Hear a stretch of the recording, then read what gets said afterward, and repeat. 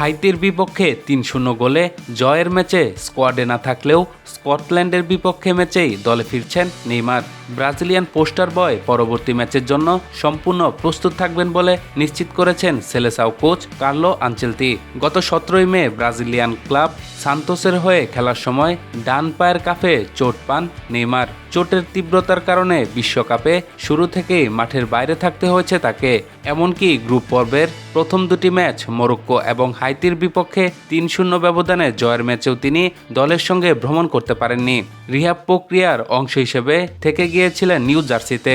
চোটের সর্বশেষ অবস্থা ও অগ্রগতি জানতে গত সোমবার তার কাফ মাসলের বেশ কিছু পরীক্ষাও করানো হয়।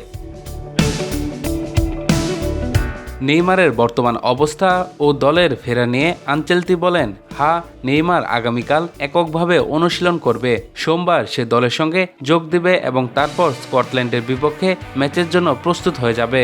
হাইতিকে হারিয়ে নকআউট পর্বের কাছাকাছি পৌঁছালেও এখনও পরের রাউন্ড নিয়ে মাথা ঘামাতে চান না এই ইতালিয়ান মাস্টারমাইন্ড। স্কটল্যান্ডকে হারিয়ে গ্রুপ চ্যাম্পিয়ন হয় তার প্রধান লক্ষ্য। দলগত ভাবনা নিয়ে কোচ জানান, আমরা নকআউট পর্বের কথা ভাবছি না, আমরা ভাবছি ভালো খেলা, স্কটল্যান্ডের বিপক্ষে নিজের উন্নতি করা, ম্যাচটি জেতা এবং সম্ভব হলে গ্রুপে প্রথম হয়ে শেষ করা, যা ভবিষ্যতের জন্য গুরুত্বপূর্ণ হতে পারে। দলের আরেক তারকা ভিনিসিয়াস জুনিয়রকে নিয়ে কোচের প্রত্যাশা আকাশচুম্বী হলেও তিনি একক কৃতিত্বের চেয়ে দলগত সাফল্যকে বড় করে দেখছেন।